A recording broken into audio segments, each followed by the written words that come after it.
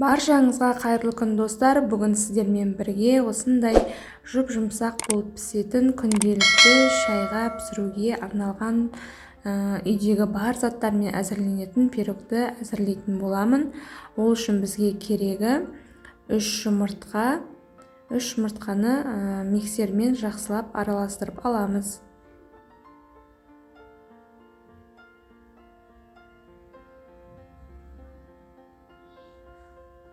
Мінекей осылай ағарғанша араластырып, осының үстіне 200 грамм қант қосамыз.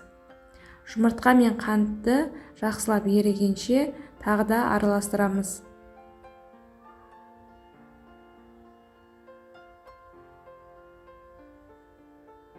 Мінекей осылайша араластырып, содан кейін оның үстіне мен майонез қосатын боламын.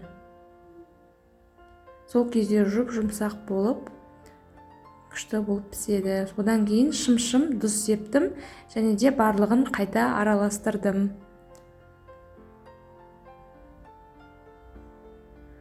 Мінекей енді осының үстіне 250 граммдай ұнды себелеймін. Ұнға мен қопсытқыш және де ванилин қостым және де оны ұнға араластырып, ұнды елеуіштен себелеп өткізіп отырып араластыратын боламын.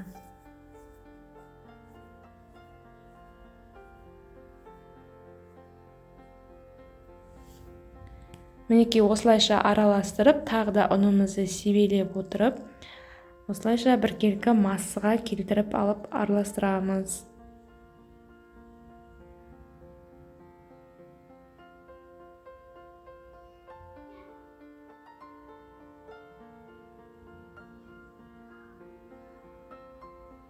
Мінекей менің массам почти дайын болып қалды.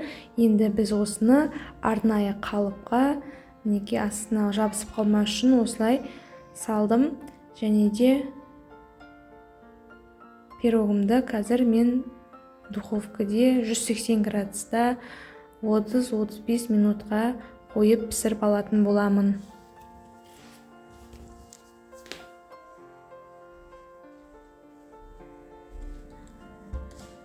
Мінекей пирогымыз дайын болды, пісті және де жарылып, әдемі болып, жақсы болып пісті. Сіздер де осындай пирогты жасап, балаларыңызды қуантыңыздар. Сіздерге ұнайды деген ойдамын. Каналыма тіркеле кетуді ұмытпаңыздар.